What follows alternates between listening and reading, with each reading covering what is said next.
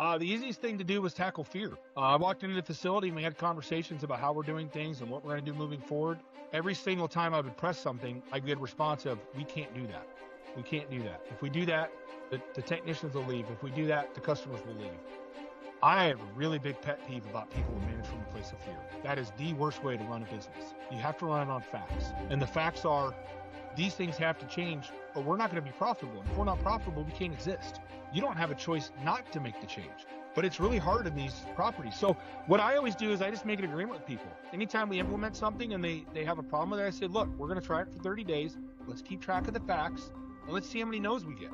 And honestly, it's like raising prices. Most shop owners right now could raise their labor rate $10 an hour. And I guarantee you that 90% of your customers would never even notice. And the ones that do notice would just be like, that's cost of doing business.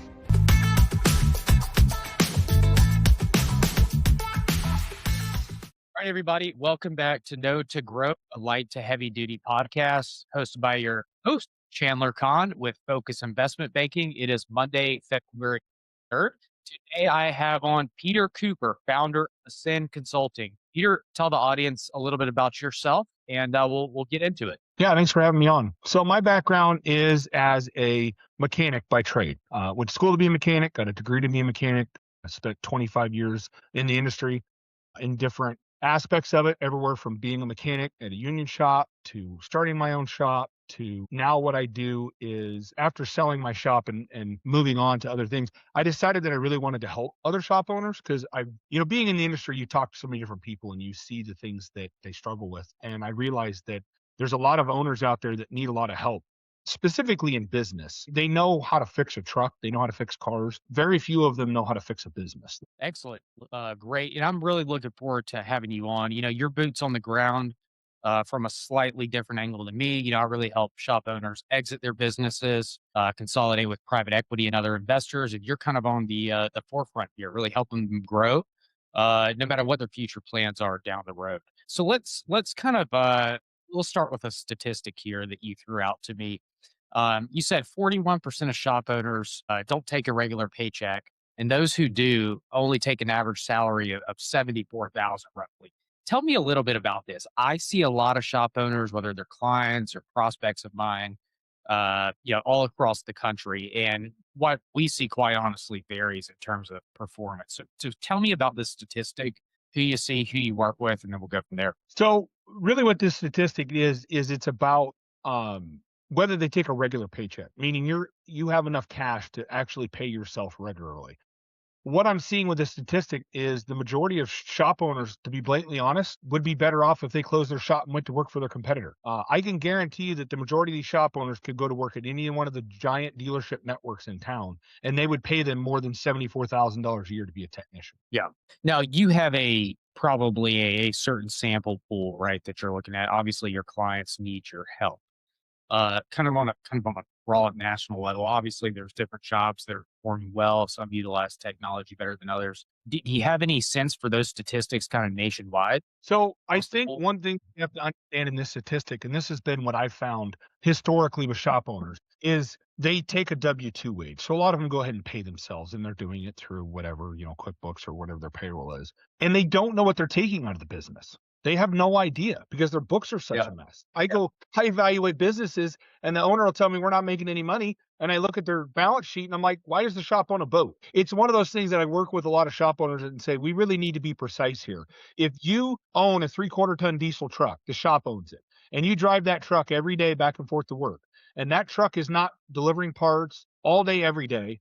And it's needed for the business. That is not what you think it is. That is actually an owner buyback, or it's you know what I'm saying? So people, meaning owners, don't really understand fully what they're taking out of it. And I think, so that data actually came from, it's called the State of Heavy Duty Repair Report. Full Bay publishes every year where they do surveys and they look at data. And honestly, in this industry, it's probably the most accurate thing we have because there just isn't a lot of hard data that talk about the numbers in this industry. Yeah.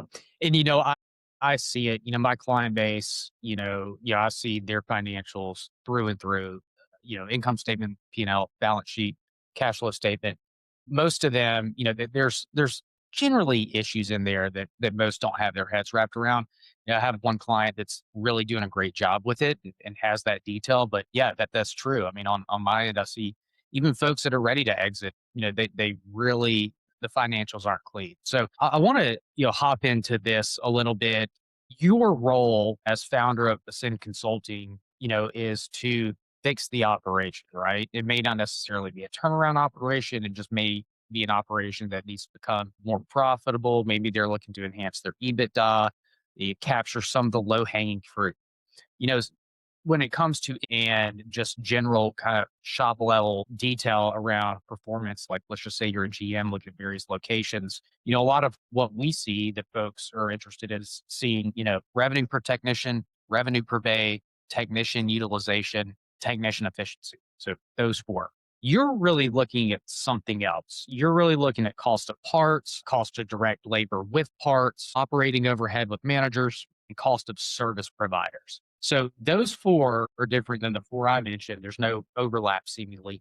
Tell the listeners why you're looking at what you're looking at versus these other four KPIs. Well, because I think, honestly, I'm a real big believer in let's keep things super simple, the KISS philosophy. And Mhm. with that, we have to look at what drives EBITDA. Well, what drives that? Profits. Well, how do you make profit? Well, I learned a long time ago one of the fastest way to fix cash flow issues is make more profit. And so most operations that we go into, for example, you mentioned tech efficiency. The average shop in the United States, and we're talking independent, operates at about 50% efficiency. Now, even their own data will lie and say that it's higher. And I've been able to prove that wrong because here's an example of it. A lot of times the owner will go out into the shop and help, and he will do work and it gets billed, but it gets billed under no tech. So Yeah. when we look at the hard stats, the efficiency looks high, but it's actually not. And if we talk about that, rough numbers. Say you look at an average shop in the US, $3 or $4 million in revenue. We're talking average independent. If you're running 50% efficient, you can take a $4 million shop, make it an $8 million shop overnight without increasing one penny of overhead or expense by just fixing efficiency. And even efficiency, we have to be careful with, right? Efficiency is a vanity metric. And what do I mean by that? If you have, uh, you know, Joe Smith mechanic and he works 10 hours a week and bills 10 hours a week, he's 100% efficient. But last time I checked, none of us can pay the bills on 10 hours of labor. It just doesn't Yeah. work. So the thing I focus on is build hours, for example. It's a very simple metric. How many hours did you bill this week? And do we have standards about that? And if we can get a technician billing over 80%, there's this magic thing that happens in this industry. Once your efficiency, your tech efficiency breaks 80%, almost every bit that you get above 80% is almost 100% profit. Interesting. Yeah.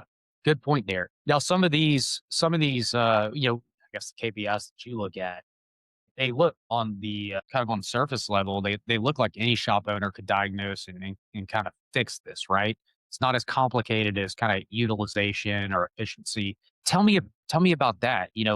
How can you come in here and diagnose an issue when maybe a shop owner can't? Is it bandwidth? Is it something else? Um, I think a lot of it is the outside looking in. There's two phenomenons that happen with human psychology, and that is that we all become immune to our own stink, or mess or confusion, whatever you want to call it. But it's this phenomenon where we get used. This is what normal is, and we have a skewed reality of, well, that's normal because the guy down the street's only charging $160 an hour. That's all I can charge. Well, no, you can charge more than that. The other thing is we'll talk about cost of parts. Why is that so expensive or such an important thing? The majority of general repair truck shops, so most of your aftermarket independent truck shops are what you consider general repair. They work on the whole truck. A lot of them look at parts as a necessary evil. They need to look at parts as a revenue source. And the reason why is about 50% of your sales are parts. And yet nobody makes any money selling parts. Why? Why do you devote half of your sales to one thing that you give zero amount of strategy and zero thought? So, a perfect example, I had a shop that, and a lot of managers, they manage from a place of fear. I can't Yeah. raise my rates, they will leave. Yeah. And I I get it. usually start small and say, okay, let's just raise the margins on parts below $5. And I actually did this as an experiment with the shop. And it was a fairly small shop, only about $3 million in revenue. And I got the owner to agree to it. 90 days, he picked up $42,000 in additional revenue just by bumping up the margin on parts under $5, which, let's be honest, most people don't even pay attention to that little stuff. Yes, if you get a customer, they're going to call the dealer and find out what an air compressor costs. But no one ever calls the dealer and says, how much is the mounting O-ring or any of the gaskets? You know what I mean? The ancillary little stuff is actually where you can make the most profit margin. Yeah. Interesting. And did you and just so the listeners understand, how much did you bump up those profit margins on average for parts under $5? 20%, We took them 10%? roughly speaking. I tell people that if you have parts under $5, you should have a 300% margin on, Really? or Wow. excuse me, 300% markup, which correlates from margin, which that's another really common misconception. Even I mess it up sometimes talking to people. Markup and margin are two totally different things, and they get Yeah. really confused. So owners have to be very careful that they understand the difference and how that affects the bottom line. Because a lot of shop owners, they think that if they have a 25% markup on parts, they're doing good. And I'll be honest with you, that's not good. That's a quick way to go broke. Yeah, I see a lot of folks in the equipment supply industry that are able to mark up equipment for shops or paint booth equipment, whatever it is, by those margins, 200, yeah, 100, 200, 300%. Seems to be pretty standard in the equipment industry, just not necessarily in the parts industry. But interesting point you made. An Uh, example, it all comes to psychology. Let me give you an example of this. So I had the air conditioner fixed on my house, and the HVAC technician, the HVAC company charged me 582% markup on Freon. And I called him out on it. We had a conversation about it. He said, absolutely, I did. And that's yeah. what the market is. And he's absolutely right. That is what the market is charging. Now, my question is why is it that in the automotive and truck repair industry, can we not charge that markup on on Freon? Yeah. Why is it that one industry gets it and we don't?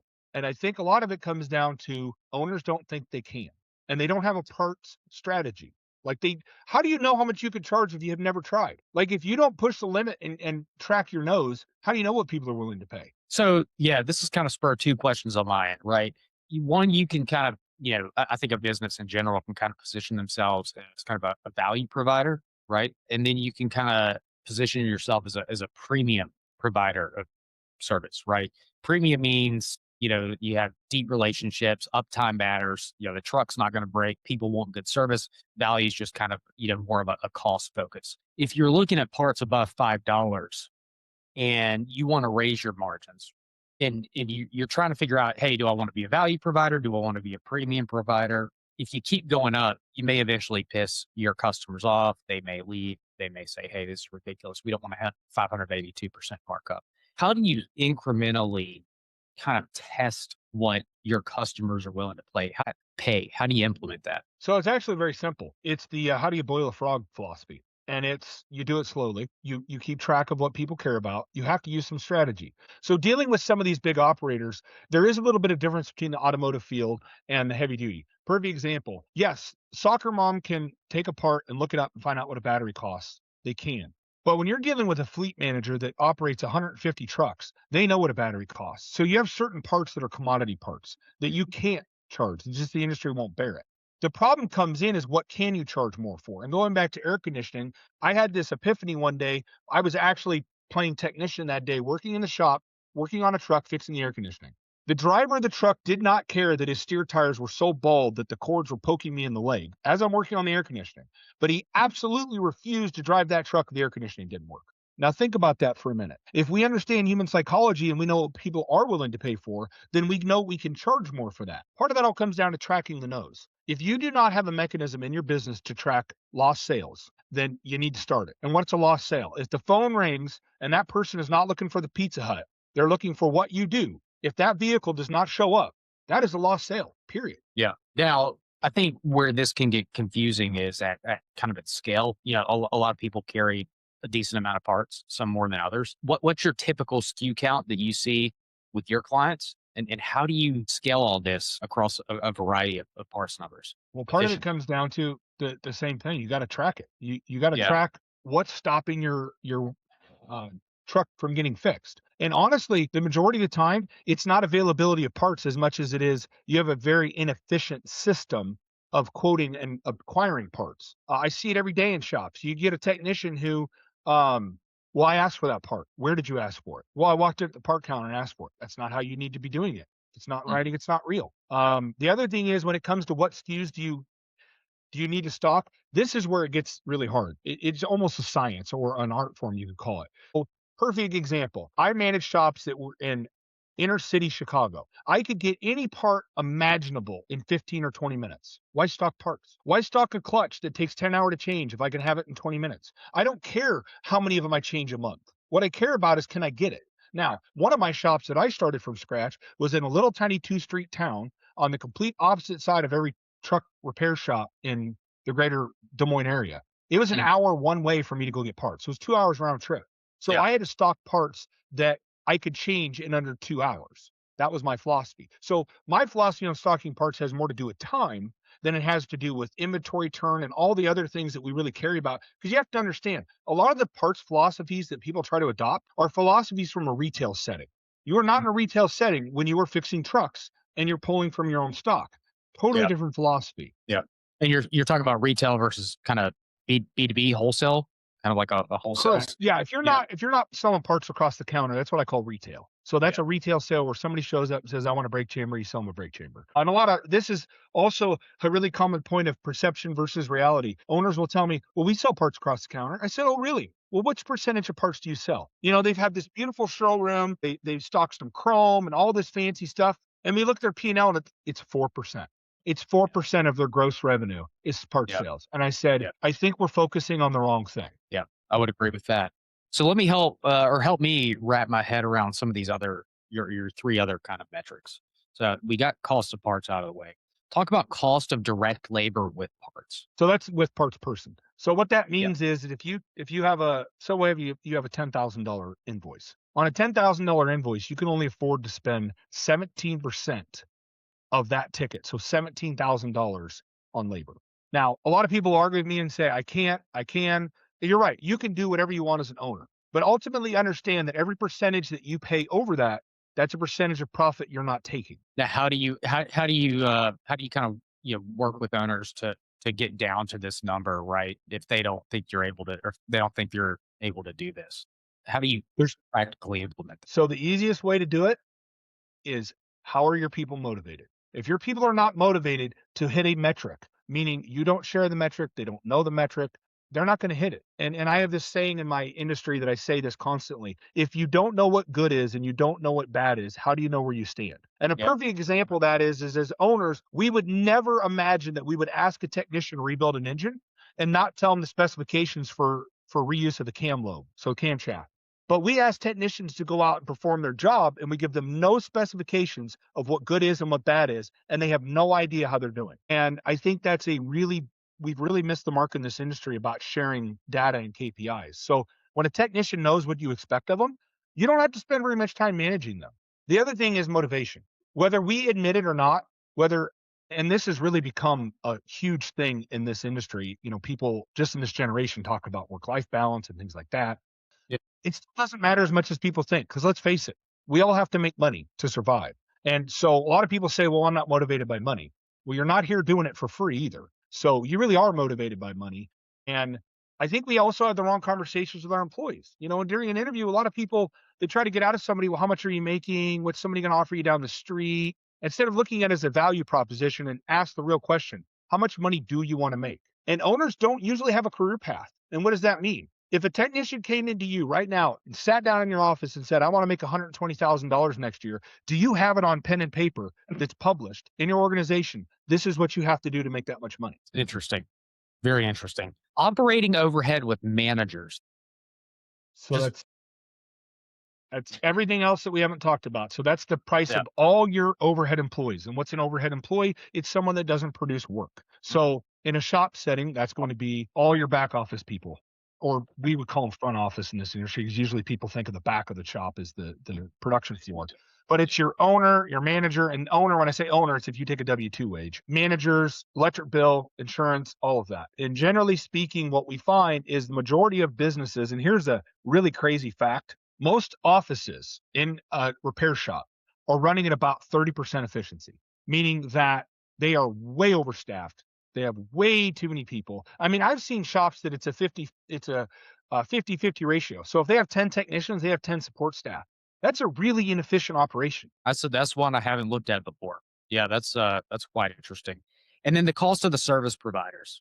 So those are your sales staff. So you could also throw in there, if you have outside salespeople, which a lot of shops do now, you would throw them into that metric. And it's pretty straightforward. It's the amount of money you pay the service advisors, or service advisor plus outside sales. Now, the thing about these numbers that I have, and we could share them, is it doesn't matter if you're a little over here and a little over there. All that comes down to the bottom line, which is net profit. And that's what we use this for as a diagnostic, because if we look at it and all the numbers are good, but the overhead is really, really high, well, now we know where to look. And that's why I like to dive at it that way. I like to look at it as a diagnostic procedure. Single shop doing 10 million. I just want you to throw a couple numbers out there. The heavy duty shop. What do you look at in terms of gross profit? What's a good number? Gross Regardless profit of on a ticket, 62%. 2%. So overall business, whether it's a ticket basis or you have 100 tickets over a month, you're saying 62%? Correct. And what we found is that that is about what the market will bear. Now, everybody has unique situations, the type of work they do. If you're big job heavy, meaning you're like a body shop that's doing $80,000, $90,000 jobs, you're probably not going to Yeah. get that. But Yeah. for a general repair, mixed type of work, we're doing some engine overhauls, we're doing clutches, we're doing other things. 62% is an obtainable goal. Now, what if you're a specialist, right? What if you just do steering and suspension, which is challenging? Still Actually, 62. you can get higher. So, perfect example, my shop really specialized. I have a firm belief that the riches are in the niches. So, I hyper specialized in RVs. And everybody hates to work on RVs. I guarantee people are cringing right now if they listen to this. And that's the thing to make money on. It's like working on trash trucks and septic tanks. I know it's a crappy job, but let's face it, because of that, you could charge more. We were charging almost double labor rate on RVs. And the great thing about things like RVs is you can get by with making it a time and material job, meaning there are no quotes. We will give you a general idea of what it's going to cost. And if we run into problems, we're going to stop and talk to you. But there is no book time that tells you how long it takes to change an injector in a C9 cat in a Freightliner chassis motorhome. There isn't. It doesn't exist. I like it. Now, if you go up to, let's just say every $10 million, you go up, you add a new shop, right? So 20 million, you have two locations. 30 million, you have three. Obviously, your back office, so your accounting, you may not have a person at every single shop, right? You just have one person. What is that kind of? Well, that's kind of really the EBITDA question because expenses are sitting below the cost of goods sold. So I'll get back to that in a minute.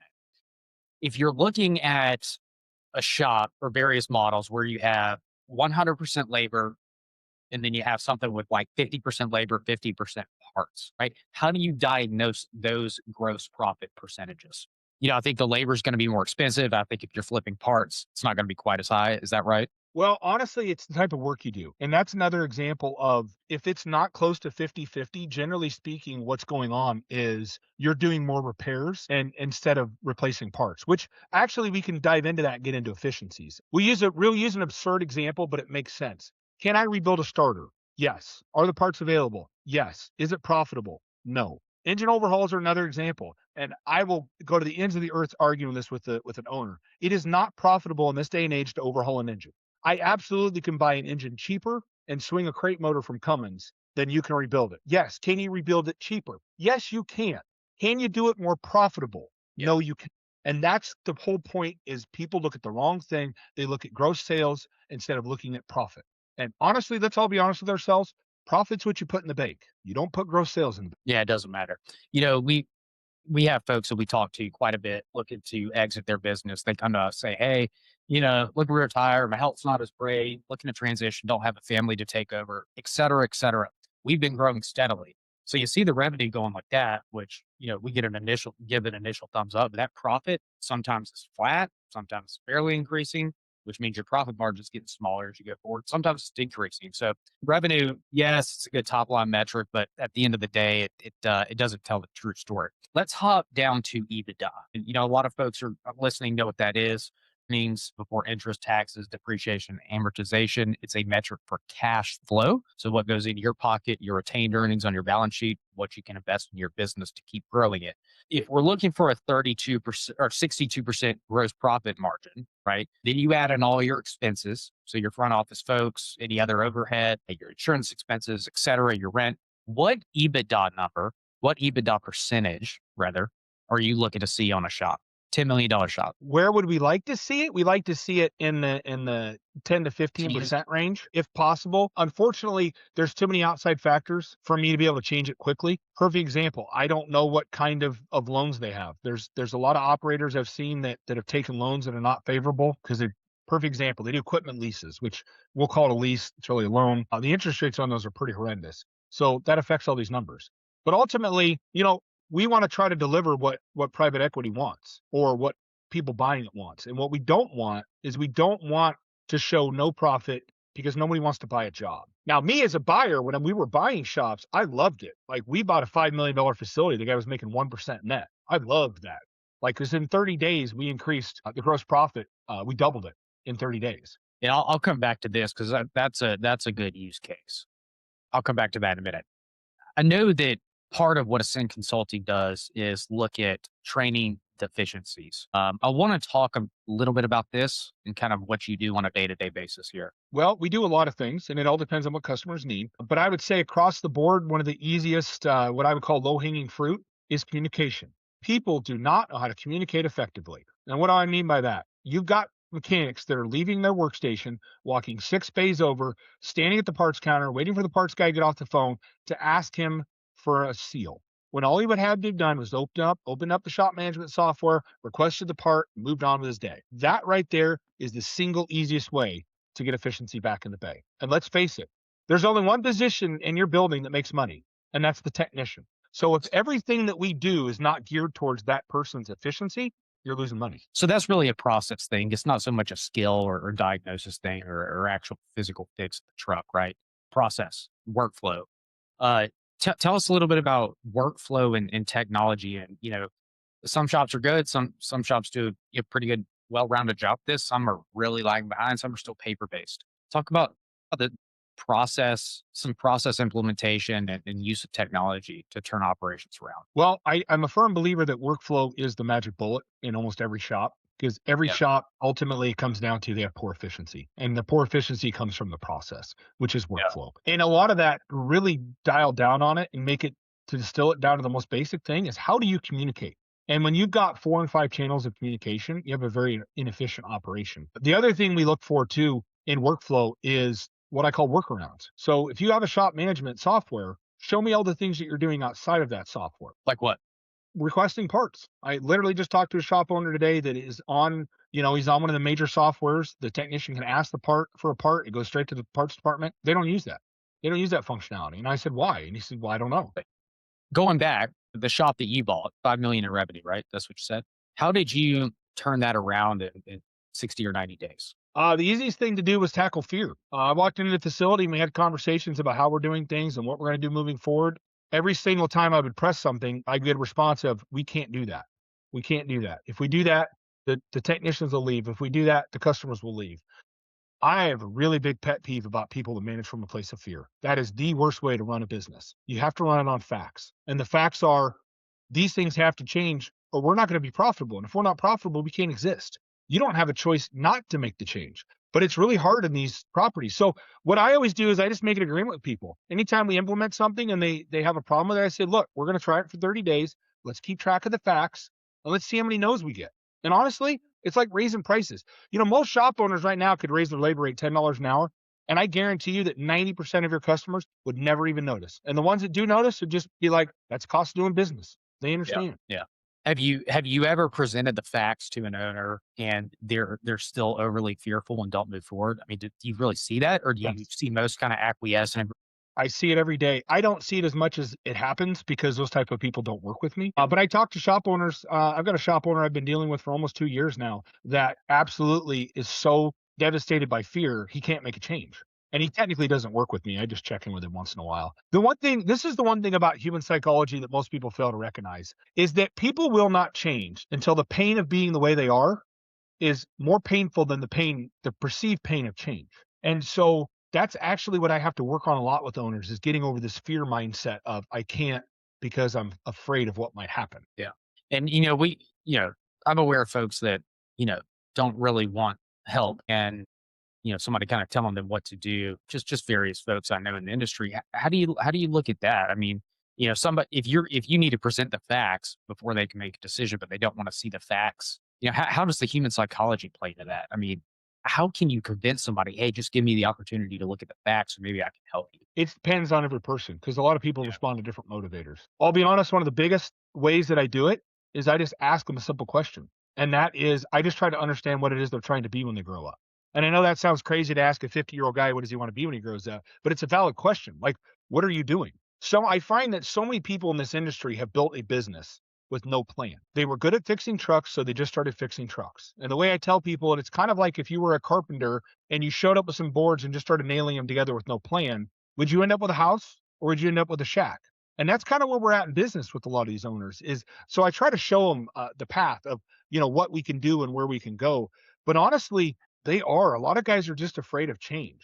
And it's not rooted in anything other than fear. Like there's really nothing stopping them from being where they're at other than themselves. Yeah, it's an interesting point. I appreciate you capturing that. I want to talk about the new age shop a little bit. New processes, new technologies coming to market. What's here to stay and what's coming as we kind of inch closer to 2030? So here's what my take is on the future. I believe, and you kind of hit on this. I believe there's only two types of shops. Okay, there's relationship shops and there's discount shops, and you have to make a decision which one do you want to be. And for most of us, it's going to be I want to be a relationship shop. Yeah. Well, with the day and age of AI and all the things that it's bringing in and all this massive shift in technology, the one thing that people are going to be wanting more and more is a genuine human connection. And so I tell shop owners every day, you need to focus on relationships. That is needs to be one of your number one things that you're doing. So you need to go out and build relationships and keep relationships because say we get rid of service advisors and we go to straight AI agents. They answer the phone, they answer questions and all that. People aren't dumb. They know they're talking to an AI bot. Some accept it, that reality, some don't. But ultimately, at the end of the day, the thing that's going to make you different from the dealership, which let's all face it, in this world of aftermarket, it isn't us versus our competitors, what we perceive as a competitor, which is the guy down the street that does the same thing we do. It's us versus the dealers. And what is going to differentiate us from the dealers is going to be our how good we build relationships. Interesting. Let's talk about AI, right? I'm trying to wrap my head around it, trying to wrap my head around, LLMs, agents, what can it do, and what it's not great at thus far. Where do you see AI coming into this in this business model? Well, as of right now, it's a glorified spell check. That's what about 90% of shops are using it for. It's just a Yeah. glorified. Now, what can it be? I don't know. Because let's face it, from a technician, let's just look at a technician standpoint. I can put all the stuff into AI and ask a technician, how do I diagnose Cummins code, blah, blah, blah. One of the problems we have with AI, though, is it only has access to open source information. So it's scrubbing the web for Reddit and different posts, which sometimes it's right, sometimes it's wrong. The unfortunate thing is, in these very technical things, it doesn't have access to the proprietary. It can't log into Cummins Quick Serve, for example, and pull up what Cummins says to do. So from that standpoint, it's pretty useless from a technician, other than to use it as spell check. Now, what's it mean for the front office and your CRM program and marketing and how you answer the phone? Hey, it's awesome. It's an amazing tool. But like any other tool, if we don't know how to use it, it's not going to do us any good. I think there's some upside too with it regarding being able to capture and notify you when customers are looking to purchase or when they're ready. And that's something that's kind of challenging to wrap your head around. But I think there's from a sales and marketing standpoint, I think AI can kind of capture that and alert you on kind of trigger opportunities to help you grow your top line, which is something that I'm sure most folks aren't looking at, but I think the future is probably bright in that regard. In terms of diagnosis and techs using, Google Glasses, I think is what it's called, and some of these other kind of technologies. Do you see AI playing into that where I maybe think it plays into it a lot, but it's really yeah. playing into it at the low level. So Penske has been doing this for years. Very few people know it, where they were wearing a Google glasses with an AI Mhm. agent in it. And you take a completely green tech off the street, put the glasses on them. It tells them to go look at the shock. That's a shock. Well, this is what we're looking for. Go grab the shock, wiggle it. Does it, is it loose? It's great for stuff like that. I think we're going to see it continue to advance, but there's a lot of potential there for training. I think that's probably one of the biggest things we're not using AI for in this industry is training. And, AI can learn at a rate most humans can't. So it can learn how an individual learns because we all learn differently. And you have to face it. Most education is built by and built for educators. It's not built for the end user that consumes it. And us that are mechanically inclined have just a little different brain than other people do. So a lot of training stuff is not geared towards that technical area. Competition and margin, right? You and I are seeing a lot of consolidation here. As I tell the audience, we're 5 to 6 years behind tire and service collision consolidation. You have some larger private equity backed players acquiring businesses. Where do you see competition and margin pressure going in the future? Is it going up? Is it going sideways? Is it going down? Talk to me about that as the industry kind of changes. I haven't seen private equity that's been able to do what they say they're going to do. A lot of these private equity firms say, well, we're going to essentially attain critical mass and we'll be able to have a vertical integration on parts, meaning that they'll be able to buy direct from the manufacturer. And they all have this great theory. I just haven't seen it happen in practicality. Also, if you look at what private equity is doing, they're trying to push everybody to do more and more mobile service, which is great. But anytime you have a shift in the market like that, it opens up a possibility of potential to do the opposite of what they're doing, especially for small shops. So, perfect example, if the entire market is going one way, if you do the exact opposite, you can make crazy money and crazy margins. Now, are you going to do it on a macro scale and have 10 shops? Probably not.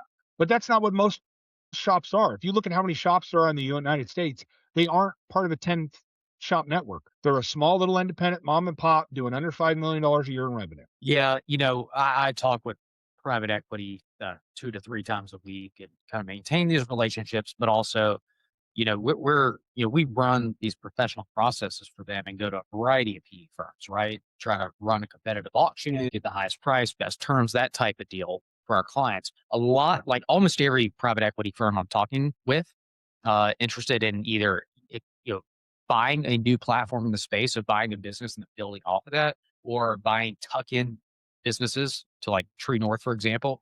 They're going to tuck it. There, a lot of them, most of them are looking for a mobile component. Yes.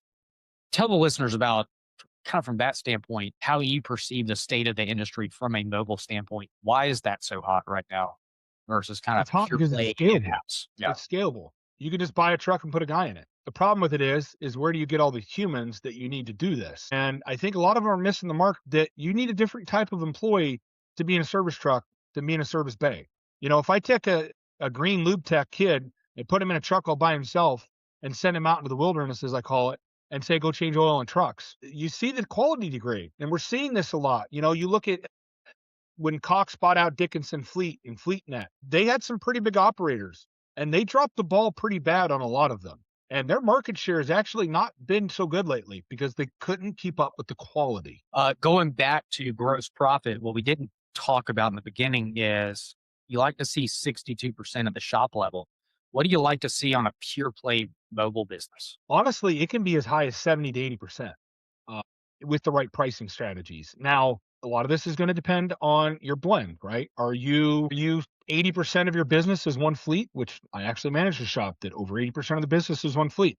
The margins weren't there as much. But ultimately, at the end of the day, this is where people have to be very, very careful about only looking at margins. At the end of the day, what we care about is profit dollars. And the way I tell people to think about it is think about when you sell tires. The margin on tires is really low. But when you're selling $5,000 worth of tires on one ticket, your profit dollars are there, and that's what matters. Hmm. Yeah, good point. Well, let's close it out with some wisdom, right? You're now a consultant, former business owner. There's probably a lot of shops that think they're good at some things, maybe they don't really know what they're bad at. What if we bifurcate this between what shop owners can fix by themselves versus where it gets too burdensome and they need somebody like you to come in? What can they do themselves, and where does it get complicated? They can do everything themselves. A business owner can go do what I did. I was a fairly young person riding around in a service truck, and between each service call, instead of getting on the radio and talking on the phone, I was listening to business books.